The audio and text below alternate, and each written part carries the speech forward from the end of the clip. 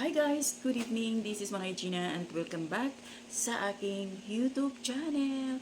So guys, for today's video, as I promised nga, itong last week pa yata to, gusto na akong i-share ang kinibitang menopusal sa mga babae. Especially karon lang no, nag-check kami sa akong amiga kay di po lagi siya katulog kay minupos na po lagi. So kita nga mga babae no, normal na na sa tuwa. So dili ta dapat maulaw no kay di jud lalim. So ang akong friend nag-ana siya sa kuan nang utana siya kung unsay akong gihimo kay di sad siya katulog niya kabalo mo guys no kanang kuan kanang naa ko kasa kanang minupos na ang babae no. Hinay na kaayo ang atong metabolism. Hinay na siya kaayo mo nang ang babae mudako jud siya mutaba siya basta di ta kabalo mo ang pinggot kini pataka lang tagkaon na wala tay kanang di ta mag-workout wala ta naga-exercise mudako jud ta guys.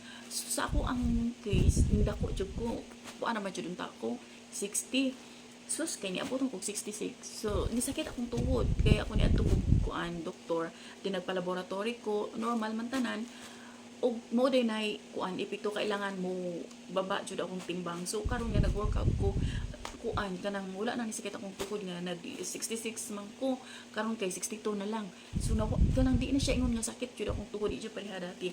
So anang ako ang friend nga grabe daw pud ang iyang pagtaba kay kapuyan na siya mo liho ka na ba murag tamad na nya pagkahuman kana bitaw ang atong metabolism basta menopause na ka as in grabe jud kahinay. So kailangan magamping gyud no mga babae no kailangan ampingan nato no kanang kuan jud ta be careful ta sa atong mga food intake dili jud ta magpataka kay once na naa ka sa edad nga kana ganing naa ka sa 45 no or 40 pataas nya nagmenopause na ka daghan na kay tag mga sakit nga bation.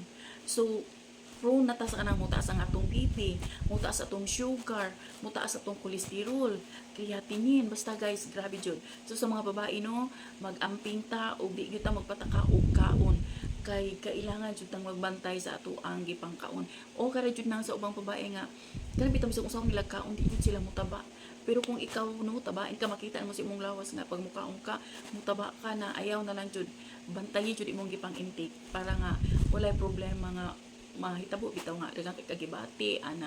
So katura guys no gi-share na ako kay kabalo ko nga daghan pud na mga babae no nga mapareha na ako nga ana gud menopause na.